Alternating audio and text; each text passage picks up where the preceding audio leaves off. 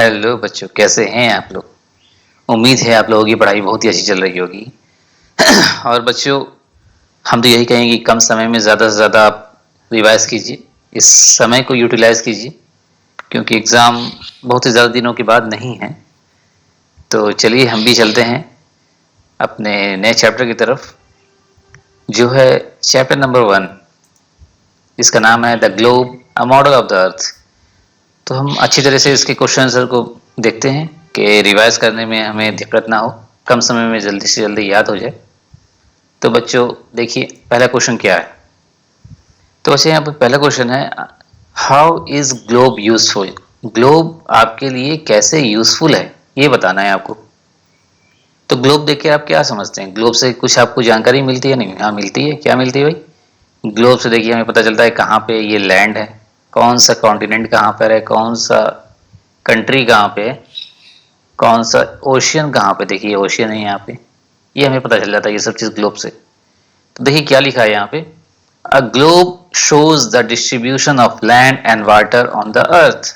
मतलब एक ग्लोब हमें क्या दिखाता है? Distribution of land and water, कहाँ लैंड है, कहाँ वाटर है, ये सब चीज़ हमें कौन दिखाता है? ये सब चीज़ हमें बच्चों ग्लोब ही बताता है कि अर्थ पर कहाँ पे लैंड है, कहाँ वाटर है। सबसे पहला लाइन यही लिखा है, a globe shows the distribution of land and water on the earth. ठीक है बच्चों। नेक्स्ट लाइन में देखिए क्या लिखता है, it shows the shape, size and location of ocean and continent. मतलब ये हमें दिखाता है कि कौन सा कॉन्टिनेंट कहाँ पे है, जैसे ये अफ्रीका है, ठीक है, कौन सा कंट्री कहाँ पे है, इंडिया कहाँ पे है, तो चाइना कहाँ पे है, श्रीलंका कहाँ पे है, ये सब हमें क्या दिखाता है? ये सब तो हम ग्लोब से ही पता चल पाता है हमें, ठीक है। कौन सा ओशन कहाँ पे है, ये सब, किसका क्या साइज है, किसका क्या शेप है, इंडिया का क्या शेप है, चाइना का क्या शेप है, श्रीलंका का कौन सा शेप है, ये सारी चीज बच्चों हमें ग्लोब से आसानी से पता चल जाता है, ठीक है। तो यही दूसरी लाइन में कहा जा रहा है, it shows the shape, size and location of the ocean and continent. ये ओशियन और कॉन्टिनेंट का शेप, साइज एंड लोकेशन बताता है हमें कि कौन सा ओशियन कहाँ पे है, अफ्रीका के बगल में कौन सा ओशियन है, इंडिया के बगल में कौन सा ओशियन है, ये सब हमें ग्लोब से पता चलता है।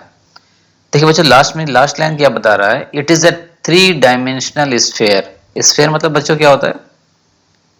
कोई भी गेंद, जो भी हम खेलते हैं बैट बॉल में, गेंद बैटिंग करते हैं जिससे बैटिंग बॉलिंग के लिए जो इस्तेमाल होता है, वो भी एक स्फेयर है, ठीक है। ये सर्कल नहीं होता है, स्फेयर। जितना भी इस चारों तरफ से पैक कोई अगर ऑब्जेक्ट बना हुआ है राउंड शेप में, वो स्फेयर है, ठीक है। तो ये ग्लोब भी एक स्फेयर है। इट इज 3 डायमेंशनल स्फेयर, मतलब ऐसा स्फेयर जिसे हम सब तरफ से घुमा के देख सकते हैं, ठीक। इसीलिए 3 डायमेंशनल इसे बोला जाता है।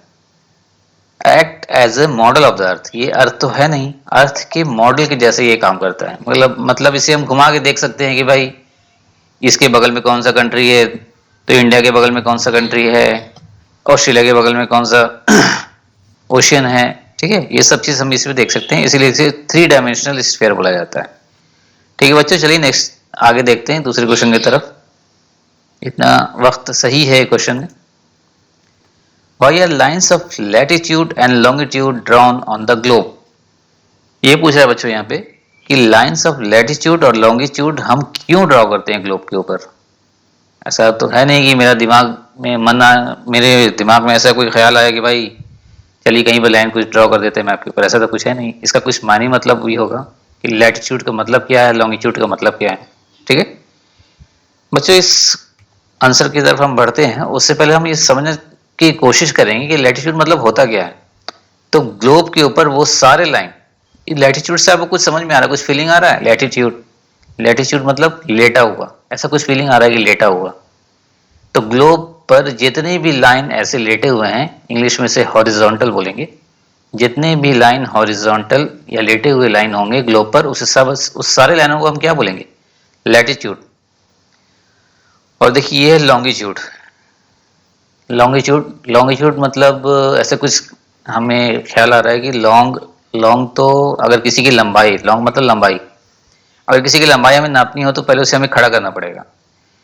तो ग्लोब में भी वैसे ही है, वो सारे लाइन जो खड़े हैं, जो वर्टिकल हैं, इंग्लिश में हम बोलें तो वर्टिकल, जितने भी लाइन ग्लोब्स पर वर्टिकल हैं वो सारे के सारे लॉन्गिट्यूड हैं, और जितने भी लाइन लेटे हुए हैं यानी कि हॉरिजॉन्टल हैं वो सारे के सारे लाइन लैटिट्यूड है। ठीक है बच्चों, आगे आपको हम इसका फिगर भी दिखाएंगे। तो चलिए पहले आंसर देखते हैं क्या लिखा है। ये हमसे क्वेश्चन ये पूछ रहा था कि लाइंस ऑफ लैटिट्यूड और लॉन्गिट्यूड क्यों ड्रॉ किए जाते हैं ग्लोब के ऊपर। देखिए आंसर क्या है, lines of latitude and longitude are drawn on the globe. देखिए यहाँ तो lines of latitude and longitude are drawn on the globe, question में ही आपका आधा आंसर है। ठीक है बच्चों, यहाँ से यहाँ तक आपको उतार देना है। आपको मैं दूसरे कलर से दिखा देता हूँ कहाँ से कहाँ तक, एग्जाम में आपको इससे मदद मिल जाएगी क्वेश्चन से। देखिए यहाँ से यहाँ तक पूरा आपको लिख देना है। उसके बाद लिखना है टू, यहाँ से शुरू करना है, to locate the exact location of a particular place. किसी जगह का एग्जैक्ट लोकेशन पता करने के लिए हम लाइन ऑफ लैटिट्यूड और लॉन्गिट्यूड को, बहुत ही ज्यादा गर्मी है, किसी भी जगह का एग्जैक्ट लोकेशन पता करने के लिए हम क्या करते हैं, लाइन ऑफ लैटिट्यूड और लॉन्गिट्यूड को ड्रॉ करते हैं। भाई कैसे हम इस लैटिट्यूड और लॉन्गिट्यूड से किसी लाइन जगह के एग्जैक्ट लोकेशन पता कर पाएंगे, ये चलिए इसके बारे में आगे हम देखते हैं। यहाँ देखिए पहले तो देख लीजिए लैटिट्यूड क्या है। देखिए लैटिट्यूड यहाँ दिखाया हुआ है, जितने भी ये रेड लाइन्स हैं यहाँ पे हॉरिजॉन्टल लेटे हुए, ये सारे लैटिट्यूड है। ठीक है, और यहाँ देखिए ग्रीन कलर में जितने भी लाइन्स हैं लॉन्गिट्यूड है, मतलब खड़े हुए लाइन है। ठीक है, ग्लोब के ऊपर जितने भी लाइन ऐसे हैं खड़े खड़े, ये सारे के सारे क्या हैं, लॉन्गिट्यूड है। और देखिए यहाँ जितने भी लाइन इस तरह से हैं रेड में लेटे हुए ऐसे, ये सारे के सारे लैटिट्यूड है।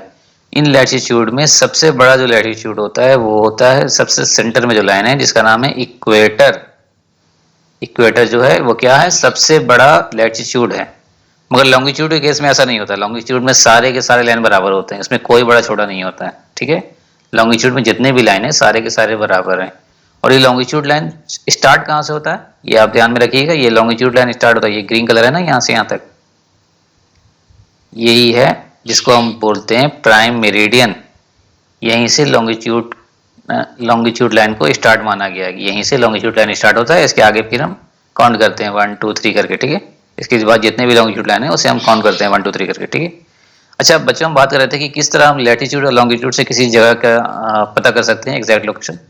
देखिए ये हमारे बिहार का ही मैप है। ठीक है, यहाँ देखिए यहाँ है 85 डिग्री ईस्ट, 86 डिग्री ईस्ट। ठीक है, हम पटना का पता करना है हमें कि पटना कहाँ पे है। लॉन्गिट्यूड और लैटिट्यूड से देखना हो तो देखिए लॉन्गिट्यूड में 85 डिग्री ईस्ट और 86 डिग्री ईस्ट के बीच में है पटना हमारा, ये पटना।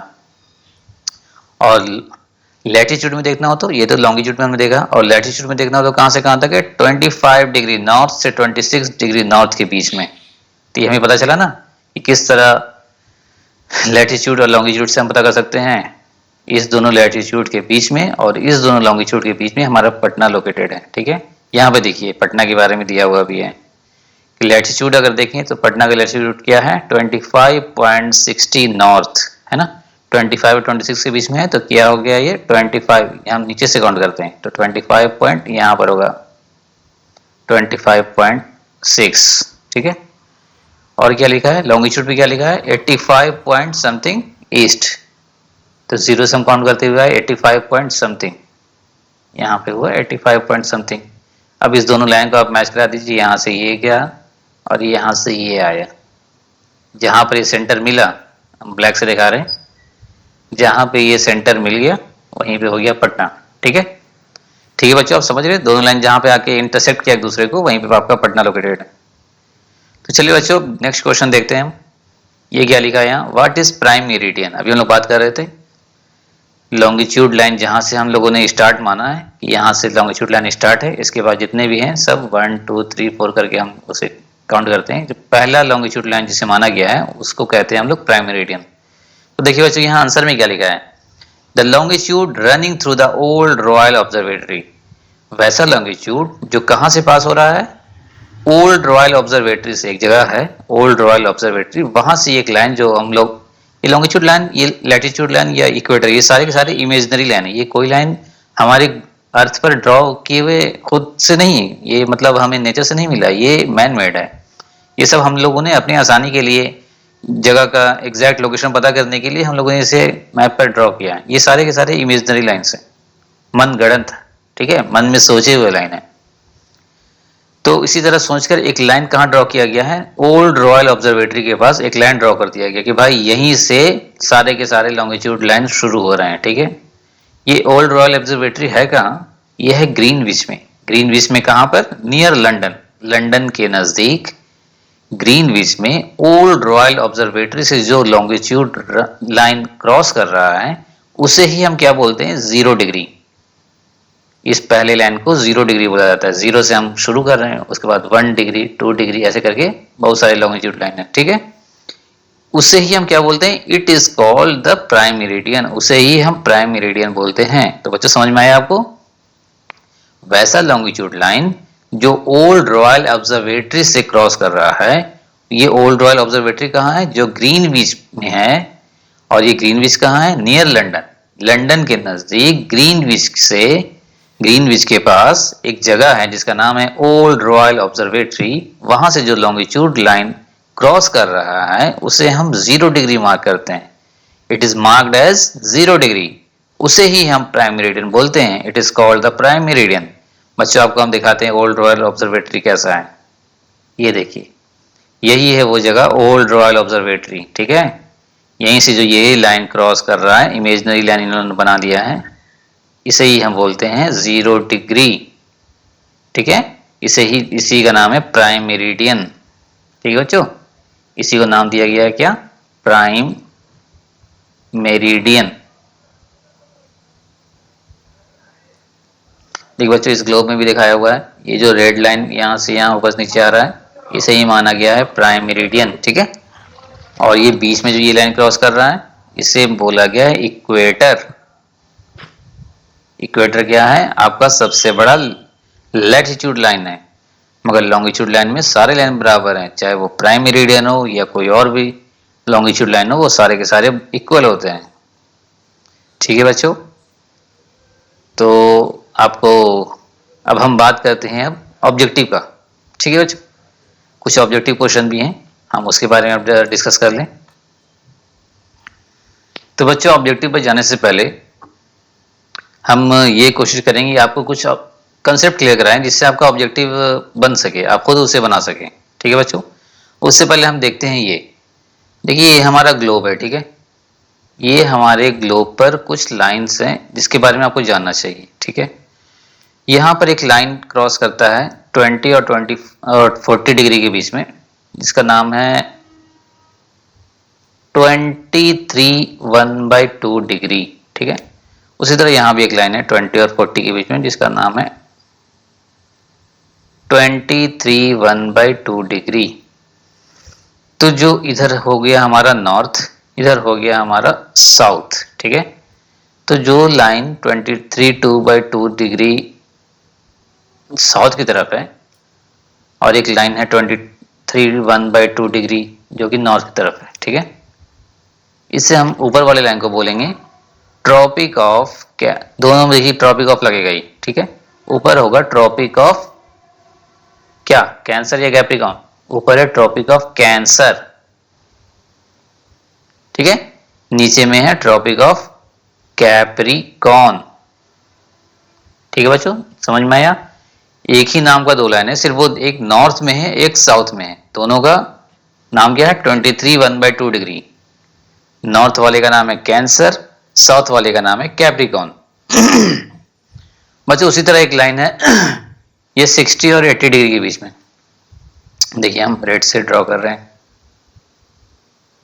ये आपको नजर आ रहा है, ठीक है। ये है 66 1/2 डिग्री, ये नॉर्थ की तरफ है। इसी तरह की यहाँ भी लाइन होगा, ये पूरा ग्लोब दिखाई नहीं दे रहा है, पूरा ग्लोब ये ऐसे है। तो जो यहाँ पे बच्चों उसका नाम है 66 1/2 डिग्री साउथ। बच्चों नीचे वाली लाइन को हम बोलते हैं एंटार्क्टिक सर्कल, एंटार्क्टिक सर्कल। अब अच्छे से ऊपर है 66 1/2 डिग्री नॉर्थ, इसका नाम है आर्कटिक सर्कल। ये सब पढ़ लीजिए, आगे आपका ऑब्जेक्टिव खुद ब खुद बन जाएगा सारे के सारे, ठीक है। सारे ऑब्जेक्टिव आप खुद से बना लेंगे। ये जो बीच वाले लाइन है इसको तो आपने देख लिया, ये प्राइम मेरिडियन है जो बीच से इस लॉन्गिट्यूड लाइन क्रॉस कर रहा है। और ये जो लैटिट्यूड लाइन है जो ये बीचे बीच, आपने गेंद देखा होगा ना, गेंद बॉल, उसमें आप देखिएगा पकड़ के बीच में एक जगह होगा जहां से लगेगा ये जॉइंट है, इसके चारों तरफ एक सर्कल जैसा लाइन होगा, उसी लाइन को आप समझ लीजिए कि वो इक्वेटर है। बीचे बीच वो लाइन होगा वो स्फीयर के। स्फीयर मतलब एक गोला, चाहे वो अर्थ का मॉडल हो जिसे ग्लोब बोलते हैं, या आप जो आप क्रिकेट में खेलते हैं बॉल से, वो बॉल हो गया, वो दोनों के दोनों वो स्फीयर ही है, ठीक है। तो बच्चों आइए अब हम चलते हैं अपने ऑब्जेक्टिव की तरफ। देखिए इसमें आप क्या देखें, पहला क्या लिखा है, the earth rotates along an imaginary line. हाँ ये एक चीज बच गया। देखिए बच्चों एक चीज है, हमारा अर्थ के थ्रू एक लाइन क्रॉस करता है बीचों बीच, जिसे हम क्या बोलते हैं, एक्सिस। इसका नाम है एक्सिस, AXIS। इसी के अलोंग हमारा अर्थ रोटेट करता है, ठीक है। हमारा अर्थ जो रोटेट कर रहा है इसी के अलोंग समझ लीजिए कि ये बीच में एक धागा है और उसमें मोती पिरोया हुआ है। तो मोती हमारा हो गया अर्थ और धागा हो गया एक्सिस, ठीक है बच्चों। तो पहला आंसर क्या होगा, the earth rotates along an imaginary line, उस लाइन को क्या बोलते हैं हम, एक्सिस, AXIS। दूसरा क्वेश्चन क्या बच्चों, the earth is divided into 2 hemisphere along an imaginary line. अभी हम बता रहे थे कि आप क्रिकेट में जो हम बॉल का इस्तेमाल करते हैं, आप देखिएगा उसमें उसके बीच से एक लाइन होगा, उस लाइन को लगेगा कि यहाँ से जॉइंट है, बीचों बीच में होता है। उसी तरह हमारे अर्थ में भी एक बीच में लाइन है, इस वजह से हमारा अर्थ 2 पार्ट में डिवाइड हो जाता है, एक नॉर्थ हेमिस्फीयर ऊपर, नीचे साउथ हेमिस्फीयर। तो वो लाइन कौन है जो हमारे अर्थ को 2 हेमिस्फीयर में डिवाइड कर रहा है, एक हेमिस्फीयर का 2 पार्ट कौन सा कर रहा है, उस लाइन को हम लोग बच्चे बोलते हैं इक्वेटर, ठीक है। जो कहीं भी अगर नहीं समझ में आए तो हमें बताइएगा, ठीक है। तीसरा क्वेश्चन क्या है, that are the lines that run parallel to the equator. हमारा अर्थ है, बता रहे हैं जैसे ये हमारा अर्थ है, ठीक है, इसके बीचों बीच एक लाइन क्रॉस किया है जिसका नाम है इक्वेटर, ठीक है। इसके पैरेलल जितने भी लाइंस हैं, जितने भी लाइन इसके पैरेलल ड्रॉ किए जा रहे हैं, या तो ऊपर की तरफ या नीचे की तरफ, वो सारे लाइंस कौन से हैं, लैटिट्यूड। हमारा इक्वेटर भी एक लैटिट्यूड लाइन ही है, ठीक है बच्चों। तो यहाँ आंसर क्या होगा, dash are the lines that run parallel to the equator. Equator से पैरेलल जितनी भी सारे लाइन है उसे क्या बोलेंगे, लैटिट्यूड, LATITUDE। फोर्थ क्वेश्चन देखिएगा, on a globe the line running between the 2 poles. यहां देखते हैं, इससे पहले डिलीट कीजिए। बता रहा है कोई ग्लोब है, उसमें 2 पोल होता है, एक नॉर्थ पोल एक साउथ पोल। इन दोनों के बीच जितने भी लाइन क्रॉस कर रहे हैं, ये सारे लाइन ऐसे ही होंगे इस तरह।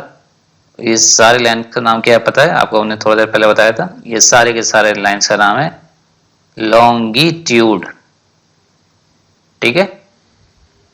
तो यहाँ क्वेश्चन क्या पूछा जा रहा है, on a globe the lines running between the 2 poles, 2 poles के बीच में जितने भी लाइन, उन्हें क्या बोलते हैं, उन लाइन्स, लाइन के बारे में नहीं पूछा, लाइन्स पूछ रहा है, लाइन्स, इसीलिए वो सारे के सारे लाइन क्या है, लॉन्गिट्यूड, LONGITUDE, लॉन्गिट्यूड।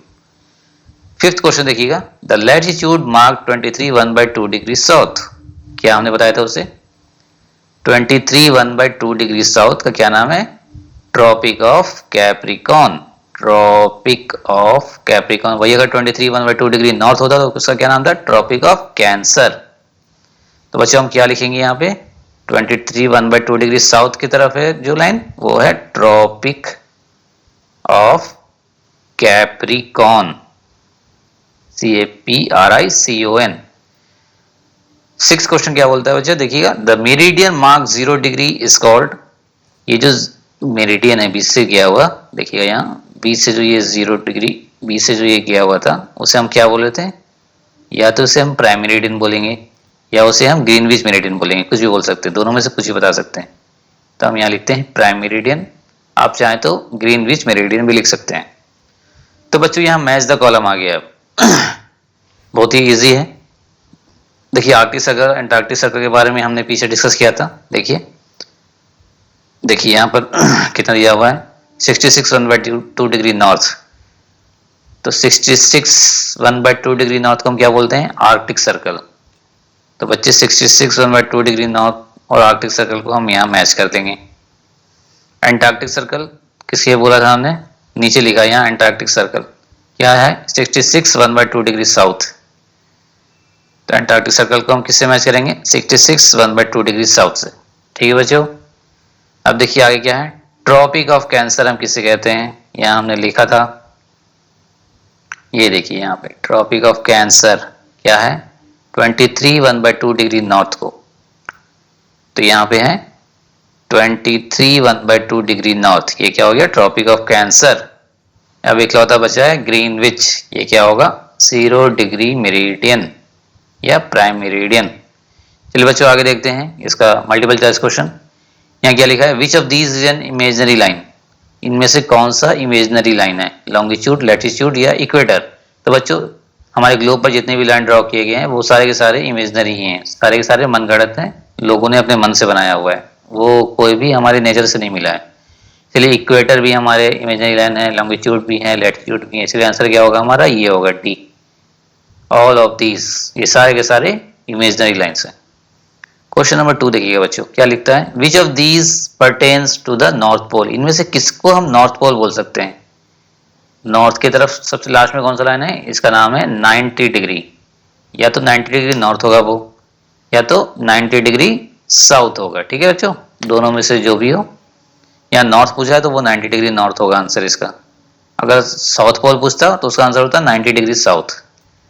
जो तीसरा क्वेश्चन क्या है, which of these lies in the southern hemisphere, southern hemisphere में कौन सा लाई करता है। देखिए सदर्न हेमिस्फीयर में हमारे क्या है, इस लाइन के नीचे में कौन सा ये सदर्न हेमिस्फीयर होगा, नीचे वाला ये ऊपर में नॉर्दर्न हेमिस्फीयर है। तो सदर्न हेमिस्फीयर में हमारे क्या क्या है, ट्रॉपिक ऑफ कैप्रिकॉर्न और एंटार्क्टिक सर्कल। देखिए यहाँ में से दोनों कौन सा मिलता है, ट्रॉपिक ऑफ कैप्रिकॉर्न है, ठीक है, ये तो था हमारा सदर्न हेमिस्फीयर में। आर्कटिक सर्कल हमारा नॉर्दर्न हेमिस्फीयर में है। ट्रॉपिक ऑफ कैंसर ये हमारा नॉर्दर्न हेमिस्फीयर में है ना, tropic of Cancer northern hemisphere में, ऊपर का पार्ट नॉर्दर्न। तो एक ही बचा है ट्रॉपिक ऑफ कैप्रिकॉर्न, यही हमारा है जो कि सदर्न हेमिस्फीयर में। बच्चा फोर्थ क्वेश्चन क्या है, the longitude of a place tells us, longitude किसी प्लेस का, ये जो लॉन्गिट्यूड लाइन होता है ऊपर से नीचे की तरफ जो आया हुआ है, ये हमें क्या बताता है, ये हमें ये बताता है कि अगर ये लाइन, कोई एक लाइन अभी हम मान लेते हैं जैसे ये बीच वाला लाइन, ये अगर प्राइम मेरिडियन है तो इसके बाद जितने भी लाइंस हैं उनकी दूरी उस प्राइम मेरिडियन से क्या है, यही बताता है। देखिए क्या लिखा है, इसका आंसर ये होगा, how far east or west a place is from prime meridian, prime meridian से वो जगह कितना दूर है, या तो ईस्ट की तरफ या तो फिर वेस्ट की तरफ। हम कैलकुलेट कहाँ से कर रहे हैं, इस प्राइम मेरिडियन से, यहाँ से वो जगह कितनी दूरी पर है, या तो ईस्ट के साइड में या तो वेस्ट के साइड में, ये बताता है हमें लॉन्गिट्यूड ऑफ ए प्लेस। बच्चों यहाँ देखिए फिफ्थ में क्या लिखता है, the longest line of A latitude is, हमने पढ़ा था longest line of latitude, latitude मतलब सारे लेटे हुए लाइन, सारे हॉरिजॉन्टल लाइन, इसमें से एक ही लाइन था वो जो कि सबसे लंबा था, ये बीच वाला लाइन जिसे हमें बोलते हैं, जिसे हम लोग क्या बोलते हैं बच्चों, इक्वेटर। ठीक है बच्चों, the longest line of latitude is equator. ठीक है, लास्ट क्वेश्चन है बच्चों, क्या लिखा है, the longest line of longitude, longitude इसके बारे में बता रहा है कि इसमें जो ऊपर से लाइन नीचे की तरफ आ रही है इसमें सबसे लंबा लाइन कौन सा है। तो बच्चों ये आपको मैं बता दूं कि इसमें सारे के सारे लाइन इक्वल होते हैं, इसमें कोई लंबा कोई छोटा नहीं होता है, तो आंसर इसका होगा दे ऑल आर इक्वल, इसमें लॉन्गिट्यूड में सारे के सारे लाइन इक्वल होते हैं। तो बच्चों मुझे उम्मीद है कि आज का पढ़ाया हुआ आपको पता चला होगा, आपकी समझ में आया होगा। आप इसे 2-3 बार रिवाइज कीजिए, आपको बहुत अच्छा लगेगा। 2-3 बार रिवाइज करने के बाद आपको ऐसा लगेगा कि अब तो क्वेश्चन आंसर ये हमारे लिए बहुत आसान हो चुका है, इस चैप्टर का बहुत आसानी से हम याद कर लेंगे, और होना भी चाहिए बच्चे, जब इतनी मेहनत आप कर रहे हैं तो बहुत कम समय में आपको याद भी हो जाना चाहिए। तो बच्चे मिलते हैं आपसे अपने नेक्स्ट वीडियो में। तब तक के लिए मन लगा के पढ़ते रहिए, तैयारी करते रहिए। Have a good day.